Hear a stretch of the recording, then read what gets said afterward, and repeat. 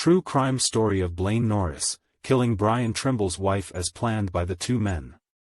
The making of the film, Through Hike, a ghost story, was falling apart, as was the impassioned dream of its 25-year-old director, Blaine Norris.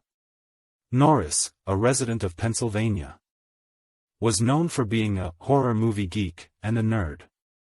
He was obsessed with making his first attempt at movie making a success. The last thing he wanted was to return to his job at Harrisburg Insurance Company, where he worked as a computer technician. Norris camped out with a small group of amateur actors and actresses on the Appalachian Trail and began filming. The movie was about a group of young people hiking the Appalachian Trail, who get murdered by the ghost of a coal mining baron. As the movie director, Norris had his friend and co-worker, Brian Trimble, who had his own equipment, film the scenes. An investor had put up $18,000 to complete the project. However, Trimble had put the project in peril by botching up the filming, causing the film to go over budget.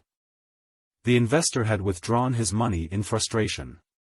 As the cast rested in their tents for the night, Norris stayed up and pondered his situation. He was feeling the stress of not being able to pay for the film. He had lost his investor, and his credit cards were maxed out. Even worse, he had borrowed against his house without telling his wife. She was already frustrated with him for spending all his time working on the movie. As he sat by the campfire, Norris could no longer ignore the obvious.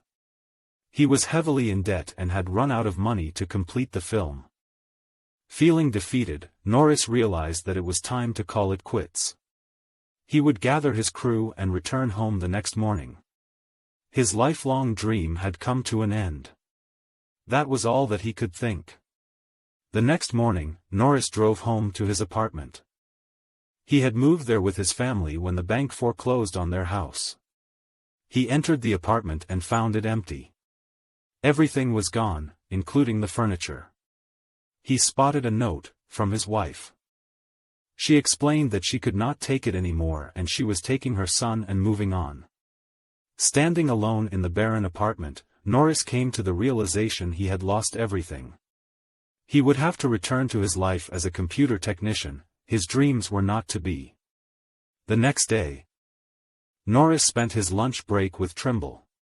Trimble confided with him about his own marital woes and Norris shared his hard luck story as well. Trimble told Norris he was sick of married life and how his wife was constantly following up on him. She always wanted to know where he was. He felt that his life was reduced to working to make his wife happy. This discussion resulted in the two men conspiring together to resolve their problems in a deadly manner. Trimble shared with Norris that he had taken out a $100,000 life insurance policy on his wife. He asked Norris if he would be willing to kill her. In turn, he would pay Norris the money he needed to complete his film. Norris was interested. He thought about the idea of reviving his life's dream. Furthermore, his friend would be free of his wife. Norris's desire to be a director kicked in. They spent the next few months planning the murder.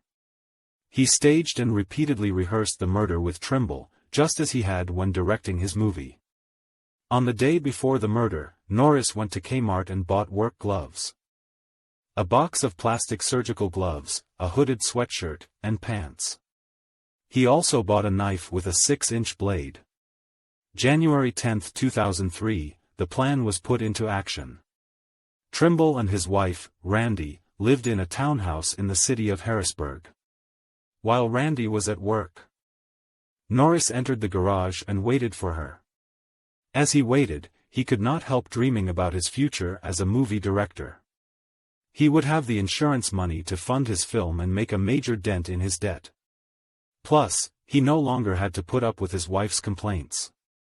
While Norris waited, Trimble was dining at a restaurant with friends. The dinner would provide Trimble with an alibi. Norris heard a car pull up in the driveway. It was Randy. She got out of the car and went inside her home. She slipped out of her work clothes and lay down on the couch to relax. Norris slipped out of the garage, threw a metallic object against her car, and then hid in the shadows by the side of the garage. As he hoped, Randy went to investigate. She inspected her car but did not notice anything suspicious. She turned around to make her way back to her front door. Unbeknownst to her, Norris had already made his way inside her home. Norris lay in wait in the hallway. When Randy returned to the living room, he bided his time until she had turned her back to him. When she did, he pounced on her from behind. He put a rope around her neck and proceeded to choke her. Randy managed to place her fingers between the rope and her neck. Though she was choking, her fingers prevented Randy from killing her. Frustrated, Norris cursed at her and stabbed her with his knife 27 times. When he was done, Randy was completely covered in blood. Her hair was matted in it. Norris then ransacked the home to make the scene look like a burglary gone wrong. The detectives were suspicious when they investigated the crime scene. It was clear to them that Randy's murder had not been the result of a robbery, as they could tell the ransacking had been staged. Eventually, Trimble confessed and agreed to testify against Norris to avoid the death penalty. Because Norris agreed to confess, both men were sentenced to first-degree murder without the possibility of parole. Thanks for watching. Please share and subscribe on my YouTube channel and follow me on Facebook @MonpyStories for more.